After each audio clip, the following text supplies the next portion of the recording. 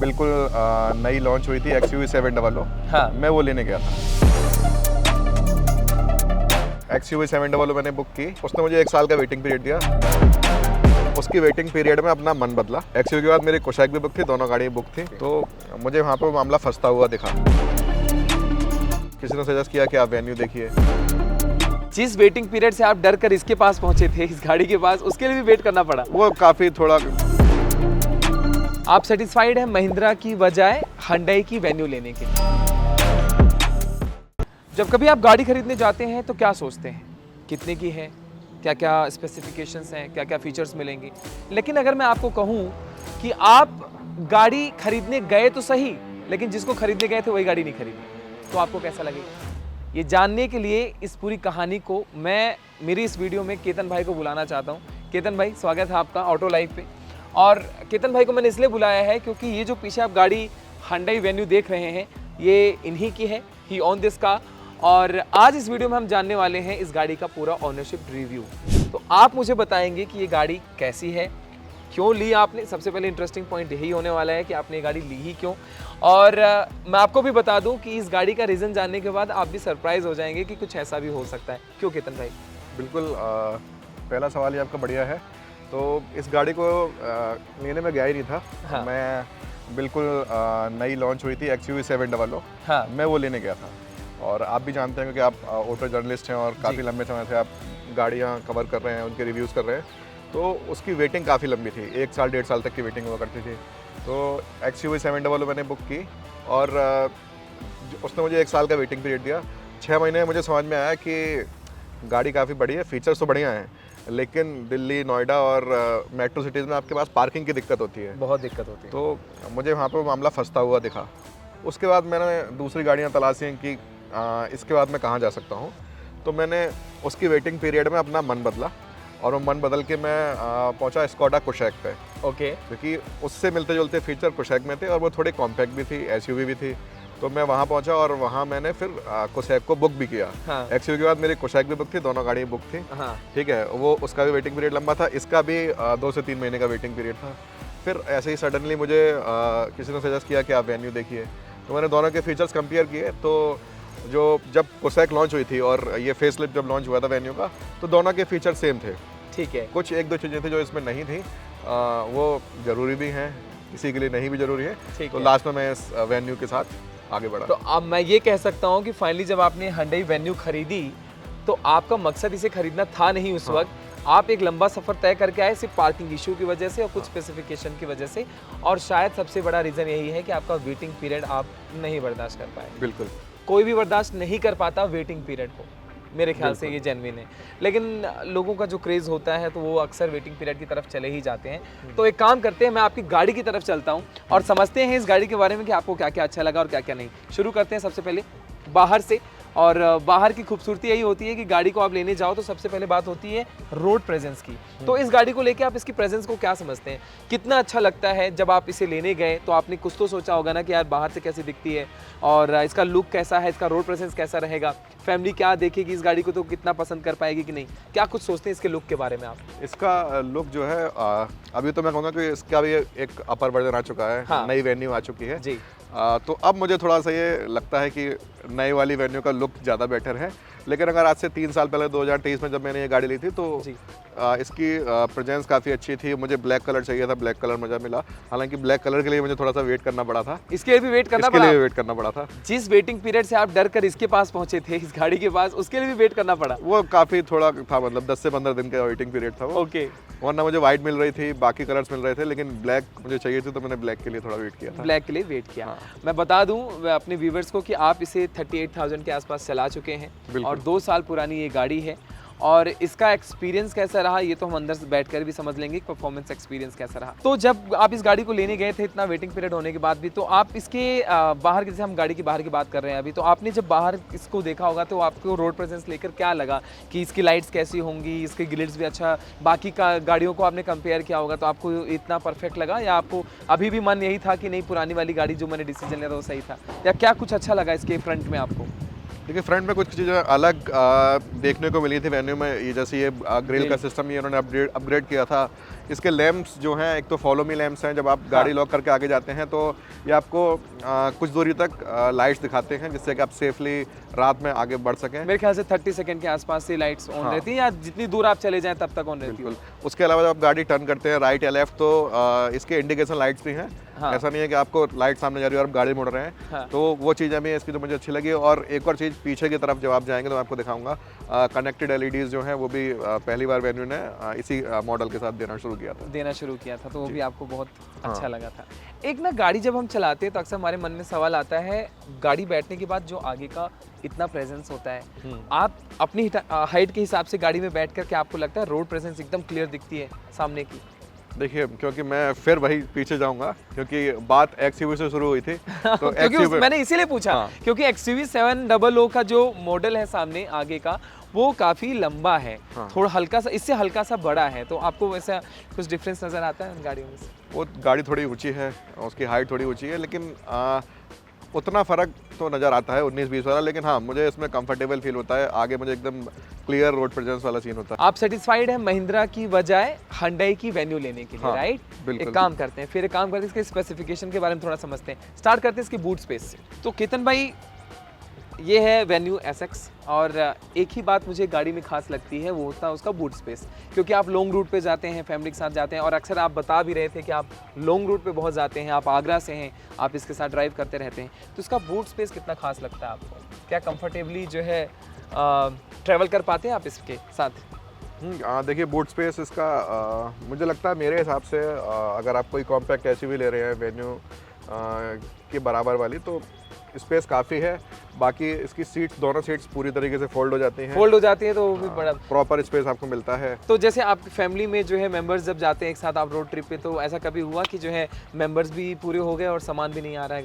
नहीं, ऐसा कभी नहीं हुआ। मतलब पूरा सामान आता है, फैमिली मेंबर भी बैठते हैं, और मैं आराम से 2-3 सूटकेस तो आ ही जाते होंगे। हाँ, और मैं आगरा से हूँ, तो हम लोग इवेंट्स वगैरह ज़्यादा कराते रहते हैं घर पे। अच्छा। इस गाड़ी ने कई शादियाँ कराई हैं, कई रिटायरमेंट आए हैं, तो मैंने इस गाड़ी में लोडिंग टाइप का भी काम कर दिया है। जैसे कि बड़े शहरों में क्या होता है ना, कि कैटर्स को दे दिया सारा काम, लेकिन हाँ। छोटे शहरों में एक अलग ही सीन होता है कि आप फेस्टिविटी होती है, हाँ। कि हलवाई लगाएंगे, पूरा काम करेंगे। तो मैंने इसमें दोनों सीट्स फोल्ड करके काफ़ी पूरा सामान इस गाड़ी का इस्तेमाल कर चुके हैं आप एक हाँ। तरीके से। तो सीट्स फोल्ड कर देंगे तो आपको प्रॉपर स्पेस मिलेगा। अगर नहीं भी करेंगे तो यहाँ पे आप अच्छा खासा सामान रख सकते देखिए, Hyundai वेन्यू जो है शादियों में भी काम आ गई, और लोगों के जो है सामान कैरी करने के लिए मुझे लगता है अगर इसका बूट स्पेस तो काफ़ी अच्छा है, बट फिर भी अगर आप सीट इसकी गिरा देंगे हाँ। तो काफ़ी स्पेशियस बन जाती होगी। बिल्कुल। Very nice. और मेरे ख्याल से यही एक गाड़ी की खासियत होती है कि आपका सामान ऐसा ना हो कि एयरपोर्ट पे जाने के लिए सामान जैसा सोचना पड़े कि अच्छा ये लेके जाना है कि ये लेके नहीं जाना है।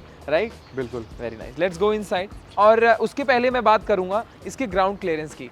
नोएडा जैसे शहर में, दिल्ली जैसे शहर में इस वक्त हम हैं जहाँ पे ग्राउंड क्लियरेंस का बड़ा मैटर आता है। कभी आपको इस गाड़ी में जर्क महसूस हुआ, कहीं पर टच हो जाती? इसका ग्राउंड क्लियरेंस कितना अच्छा लगता है आपको? एनफ है, और कभी नोएडा में भी मुझे दिक्कत नहीं आई। मैं थोड़ा ज़्यादा नहीं, थोड़ा ऑफ रोडिंग जैसे गाँव वगैरह की सड़कों में भी चलाते हैं। आप इसे ऑफ रोडिंग में चलाते हैं?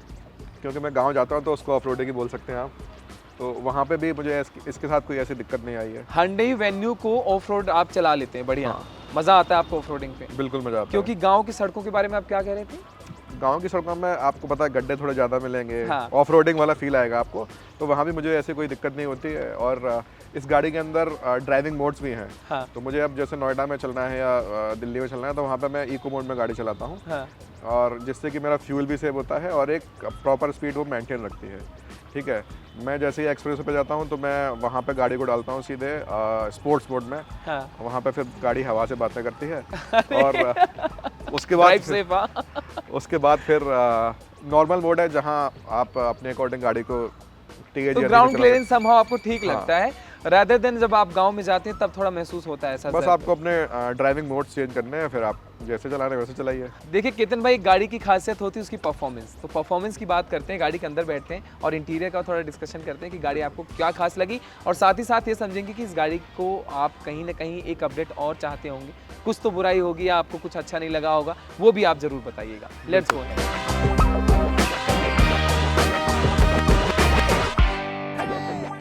तो केतन भाई, इस गाड़ी की परफॉर्मेंस को कैसे देखते हैं आप? कैसी अच्छी परफॉर्मेंस है? आपको कुछ इसमें सुधारने की लोड लगती है? क्या सीन है इस गाड़ी का?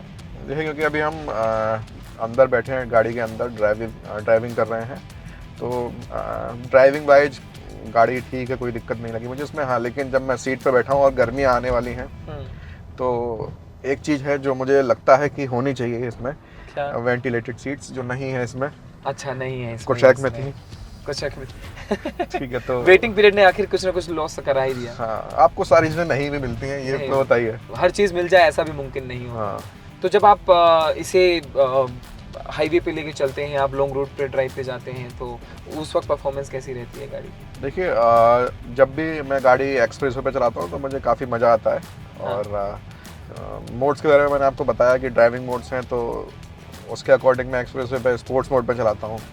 उसमें एक और चीज़ जो आपको ज़रूर इसको रिकॉर्ड करना चाहिए, हाँ। स्पोर्ट्स मोड में आपको फील भी देती है, मतलब इसकी आवाज़ एकदम बदल के लगता है कि आप कोई रेसिंग कार चला रहे हैं। अच्छा। वैसी हो जाती है। और दूसरा, इसमें क्रूज़ कंट्रोल भी है, तो मतलब ऐसा नहीं है कि आपको मेहनत ही करनी है, आप थोड़ा चिल होकर भी गाड़ी चला सकते हैं। Sounds good. तो और जैसे ही हाईवे से आप नीचे उतरते हैं, फिर आपका क्या फील हो जाता है इस गाड़ी के साथ? हाईवे से नीचे उतरने के बाद भी बढ़िया परफॉर्मेंस है, बस वही है कि वेंटिलेटेड सीट्स थोड़ा होनी चाहिए थी, तो लंबा चलाने में आपको थोड़ा मज़ा आता, क्योंकि आपकी पीठ जो है पसीने से परेशान नहीं होती। ओके, सो जैसे मैं यहाँ देख रहा हूँ, आप सनरूफ का हम डिस्कशन कर रहे थे, इस गाड़ी में सनरूफ भी है, तो कभी वैसे तो अलाउड नहीं होता सनरूफ से कोई बाहर निकलना, लेकिन इसकी साइज़ देख के आपको क्या लगता है, कोई निकल भी पाएगा इससे बाहर? नहीं, मैं तो नहीं निकल पाऊँगा, और बाहर निकलना भी नहीं चाहिए। नहीं निकलना चाहिए। और हाँ, एक और चीज़ थी कि सनरूफ के पीछे में पड़ा हुआ था, अभी मुझे लगता है कि बारिश होती है तो मैं सिर्फ इसका जो कवर है वो खोलता हूँ, सनरूफ में बहुत ही रेयरली खोलता हूँ। तो मुझे लगता है कि अगर कोई व्यूअर हमारा सनरूफ की वजह से डिसीजन ले रहा है गाड़ी लेने के लिए, तो वो गलत है। मतलब आप सनरूफ को छोड़ सकते हैं, वेंटिलेटेड सीट्स होनी चाहिए, कुछ और चीज़ आप देख लीजिए। तो आप चाहते हैं कि Hyundai को रिक्वेस्ट करके सनरूफ हटवा दे, एटलीस्ट वेंटिलेशन सीट डलवा दे? हाँ, सनरूफ में भारत के लोग थोड़ा महान है, तो यूज़ भी अलग तरीके से करते हैं। काफ़ी वीडियोस आते हैं, आप देखते हैं कि वो निकल के और फिर उससे हाँ, वो थोड़ा खतरों के खिलाड़ी बन जाते हैं। ओके, यहाँ पे जो है स्क्रीन में देख रहा हूँ, काफ़ी जो है आप स्कोडा या XUV 700 की स्क्रीन से कंपेयर करें इस गाड़ी को, तो बहुत डिफरेंट है, बहुत स्मॉल कॉम्पैक्ट है। तो अभी ये कितनी यूज़फुल लगती है आपको ये टच स्क्रीन? छोटी है, अभी आप देखते हैं काफ़ी बड़ी, और बड़ी कहूँगा एकदम पूरी कनेक्टेड होती हैं वो नहीं है, लेकिन मुझे उसका काफ़ी फ़र्क महसूस नहीं होगा, कि देखिए आप इजीली यहाँ से सारी चीज़ें ऑपरेट कर सकते हैं। और हाँ, एप्पल कार प्ले अभी मैंने खोला है, तो इससे मुझे एक चीज़ याद आ रही है कि इसमें देखिए डिवाइस है, इस डिवाइस के बिना ये वायरलेस काम नहीं करता है। अच्छा। तो ये गाड़ी लेने के बाद मुझे काफ़ी समय तक परेशान किया, और ये अभी रिसेंटली लॉन्च किया, तो 2-2.5 साल तक मैं वायर लेके घूमता था। फिर मुझे टेंशन ये भी होती थी कि मेरा फ़ोन चार्ज है, तभी मैं वायर घुसाए हुए हूँ फ़ोन में। अच्छा। तो वो थोड़ा अजीब था, और क्योंकि इससे जो Hyundai की छोटी गाड़ियाँ हैं, सेंट्रो है, उसमें वायरलेस कारप्ले काम करता है, लेकिन मेन्यू में काम नहीं कर रहा था। कुछ मॉडल्स में काम करता है, कुछ नहीं, तो ये Hyundai का पता नहीं कौन सा अजीब तरीका था। अच्छा। और ये Hyundai का ही डिवाइस है जो उन्होंने रिसेंटली लॉन्च किया है, तो अब थोड़ा आसानी हो गई है इंफोटेनमेंट के लिए। तो Hyundai को आप यही कहना चाहते हैं, Hyundai ये बात ठीक नहीं? हाँ, क्योंकि मैप्स के लिए भी मुझे गूगल मैप्स चलाना तो कारप्ले चाहिए, वरना मुझे जो प्रीलोडेड मैप्स आते हैं वो यूज़ करने होते हैं। वो उतने एक्यूरेट नहीं होते हैं, वो अपडेटेड नहीं होते हैं। गूगल मैप से आप कुछ भी नया कोई लोकेशन है या कुछ भी है वो अपडेट कर सकते हैं, अपने अकॉर्डिंग चेंजेस कर सकते हैं, वो उस मैप में नहीं कर सकते हैं। तो आजकल केतन भाई, जिस तरीके से हर चीज़ ना स्क्रीन पे फिट होते जा रही है, यहाँ पे तो मैं देख सकता हूँ कि यहाँ पे बटन्स हैं, एसी की कंट्रोल्स हैं, हर चीज़। तो क्या कभी आपकी भी ऐसी विश हुई थी एक बड़ी स्क्रीन हो जिसमें हर चीज़ कंट्रोल हो? क्योंकि अक्सर एज अ ड्राइवर लोग नहीं प्रेफर करना चाहते कि हर चीज़ स्क्रीन के अंदर चली जाए, डिजिटल हो जाए। मुझे भी देखिए कंफर्टेबल लगता है यहाँ से। तो व्हाट यू प्रेफर मोर, अगर वो स्क्रीन पे होता है बहुत अब तो 3 स्क्रीन्स आने लगी हैं इंटीरियर में गाड़ियों की, तो आपको क्या लगता है कि स्क्रीन इज़ मोर बेटर और button is more better? Button मुझे बेटर लगते हैं, क्योंकि आप वो फील आता है ना एक पुराना वाला, हाँ, कि यहाँ से आप सारी चीज़ें कंट्रोल कर रहे हैं। स्क्रीन से एंटरटेनमेंट के लिए ठीक है स्क्रीन, लेकिन एसी के लिए और तमाम चीज़ों के लिए बटन ही होने चाहिए। तो केतन भाई, अब हम चाय की दुकान पे भी पहुंच गए, थोड़ा चाय पीते हुए जो है इसके बारे में थोड़ा और डिस्कस करते हैं।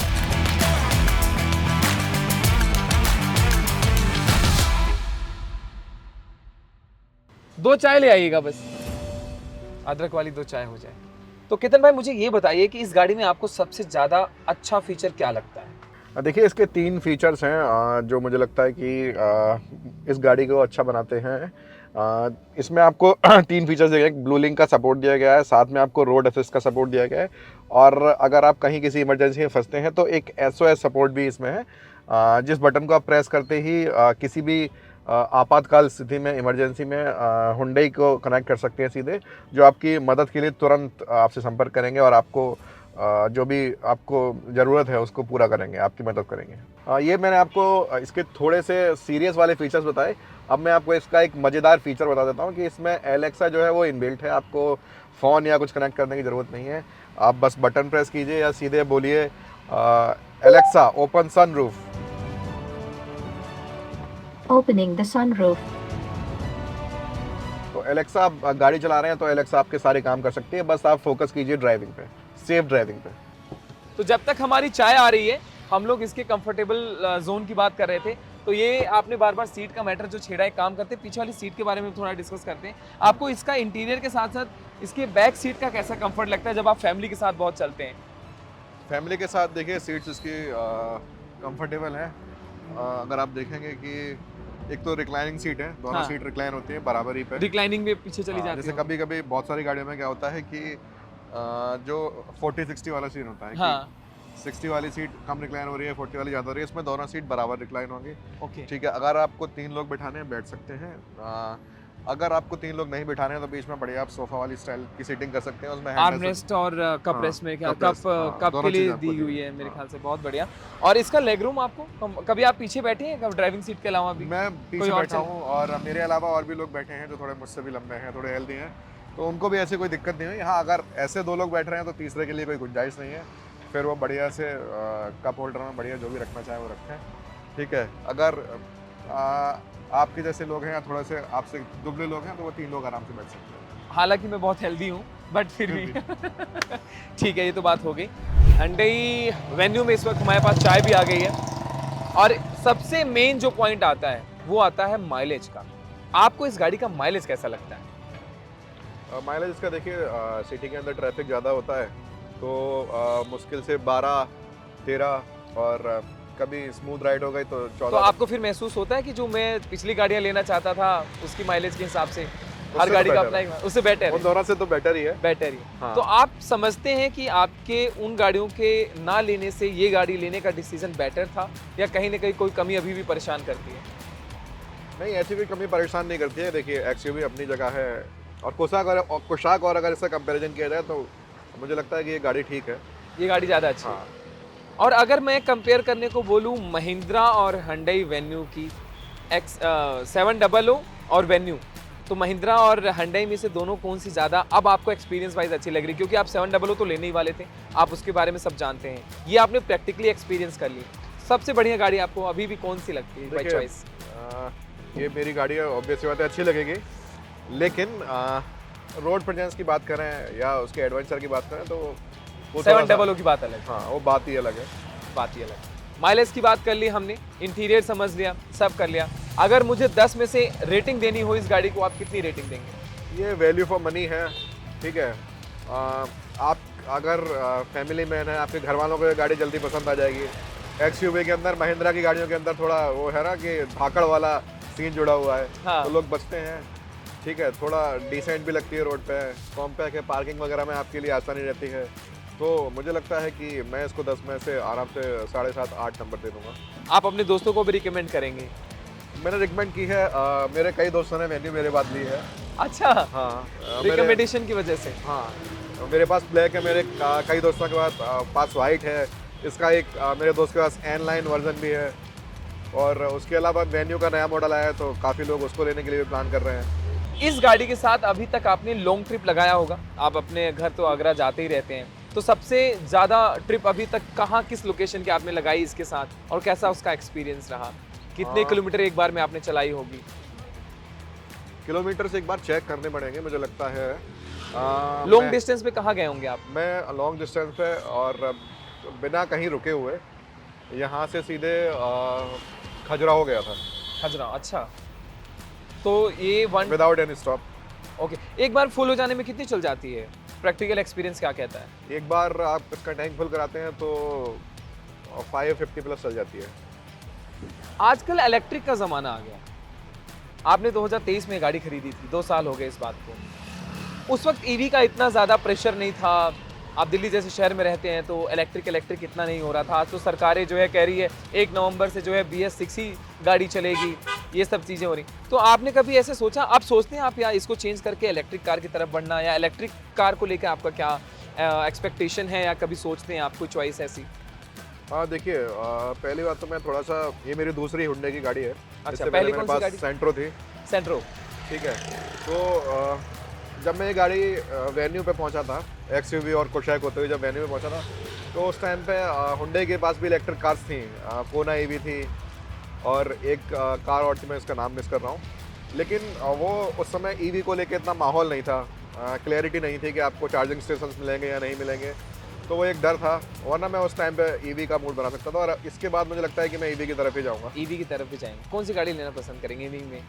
आपका एक्सपीरियंस क्या कहता है? ईवी, महिंद्रा, या किस कंपनी की गाड़ी आपको ज़्यादा सूट करेगी? देखिए, मुझे लगता है कि मैं हुंडई की EV की तरफ आप तो जाऊँगा। हुंडई के पीछे ही पड़ गए थे, लेने गए थे आप महिंद्रा की XUV। एक्सपीरियंस मुझे अच्छा मिला है, और आफ्टर सेल्स मुझे सर्विस भी काफ़ी अच्छी मिली है इसकी।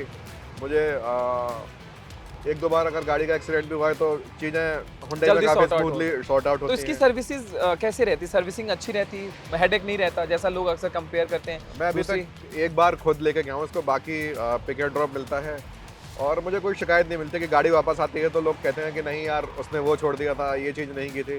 तो मेरे साथ ऐसी कोई दिक्कत नहीं हुई है अभी तक। वैल्यू फॉर मनी आपको Value लगती है for गाड़ी, और आप रिकमेंड भी करेंगे, और कंपनी के साथ आप खुश भी हैं जो भी इस गाड़ी में आपको मिला है? मैं हुंडई से बस यही कहूँगा कि थोड़ा सा कम बजट वाली EV, और जिसकी रेंज थोड़ी सी लंबी हो, कम से कम 500-600 किलोमीटर एक बार में जा पाए। पैसा पूरा नहीं दूंगा मैं, लेकिन मटेरियल पूरा चाहिए मुझे। नहीं, इस रेंज में आती है तो ठीक है। इस रेंज में आप कहना चाहते हैं ईवी गाड़ी मिले, हाँ और हुंडई की हो, ईवी कार आ जाए जिसकी रेंज भी ज़्यादा। हाँ, एक्सपेक्टेशंस वर्सेस रियलिटी का खेल है, और अक्सर गाड़ियों की दुनिया में हम ये करते रहते हैं। ये हुंडई ही करेगा, मुझे लगता भी है। दोस्तों, आप अगर हुंडई की वेन्यू चलाते हैं तो आप अपना एक्सपीरियंस कमेंट सेक्शन में ज़रूर लिखिएगा। आज हुंडई वेन्यू के साथ हमारी कप ऑफ टी आपके साथ रही, और केतन जी, बहुत बहुत शुक्रिया आपका हमारी इस वीडियो में जुड़ने के लिए। बस मैं इतना कहना चाहता हूँ कि जब कभी आप गाड़ी चलाते हैं उसे आराम से चलाइए। केतन भाई थोड़ी सी स्पीड में चलाते हैं, फिर भी बहुत सावधानी से चलाते हैं, और यही याद रखना हमें हमेशा। आपकी एक बात मैं और जनता को बताना चाहता हूँ, एक गलत सोच हो गई है कि सनरूफ के बाहर निकलने से बहुत कूल नज़र आते हैं। ऐसा नहीं होता है, इट्स टू रिस्की। क्यों केतन भाई? बिल्कुल, और आप बिल्कुल छोटी सी दूरी के लिए भी आप जा रहे हैं तो सीट बेल्ट जरूर लगाइए। सीट बेल्ट जरूर लगाएं। तो इसी के साथ आज का ये ऑनरशिप रिव्यू का वीडियो हम एंड करते हैं। फिर मिलेंगे अगले वीडियो में, और चाय पीते हुए आपको बताएंगे कि अगली कौन सी गाड़ी खास है और उसका ऑनर क्या उस गाड़ी के बारे में कहना चाहता है। तब तक के लिए दोस्तों, अगर ऑटो लाइव को आपने सब्सक्राइब नहीं किया है तो सब्सक्राइब कर लीजिए। हम तो चाय का मज़ा ले रहे हैं, आपने वीडियो का मज़ा लिया हो तो लोगों को ज़रूर शेयर करें कि हुंडई वेन्यू कैसी गाड़ी है।